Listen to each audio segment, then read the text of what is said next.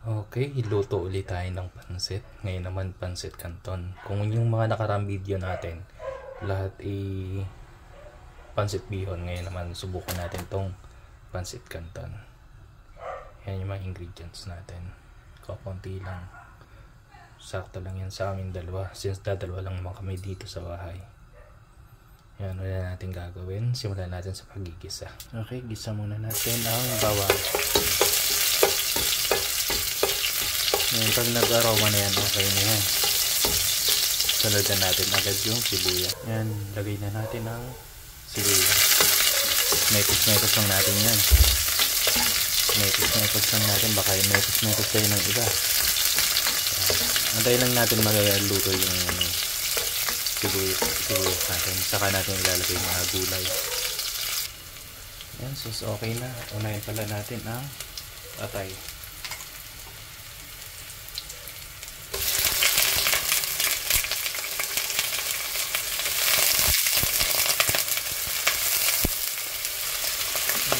Mekos ulit natin.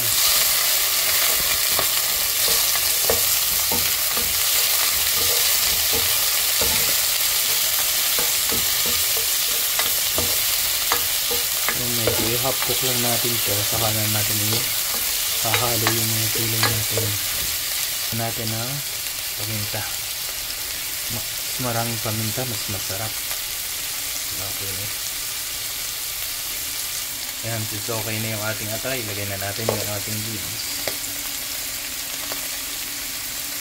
at carrots.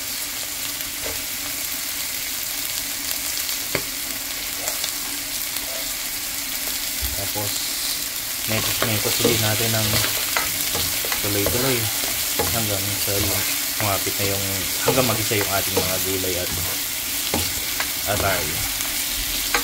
Okay na. Gisa lang natin ng konting minuto. Saka natin lalagyan ng toyo.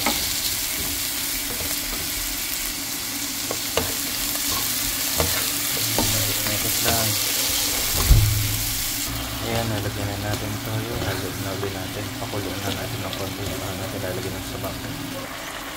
Ngayon naman, nalagyan na natin ng sabaw. Ayan, mainit na yan. Nilagay natin tubig para dire-diretso yung pagkulo. Pakuloyin lang natin ng konti yan. Saka natin ilalagay yung ating canton. Ayan, okay na siya. Ilagay na natin ang ating canton. Ayan, okay na. Ready na ang ating canton. Okay na ito. Patutuyuin lang natin yung ating sabaw. Tapos okay na. Ready to serve na. Ayos na ang ating hapunan. Mekos-mekos natin ng konti. Okay na. Tapos tatakpan na natin.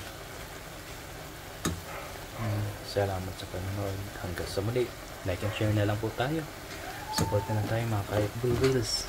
Tulong-tulong tayo sa pag-angat. Maraming salamat po sa panonood. Kain po tayo. Meron tayong pansit canton, tapos bread at kape. Meron din tayong tirang pizza kagabi at chicken. Kain po tayo. Salamat sa panonood. Like and share na lang po. Hanggang sa muli.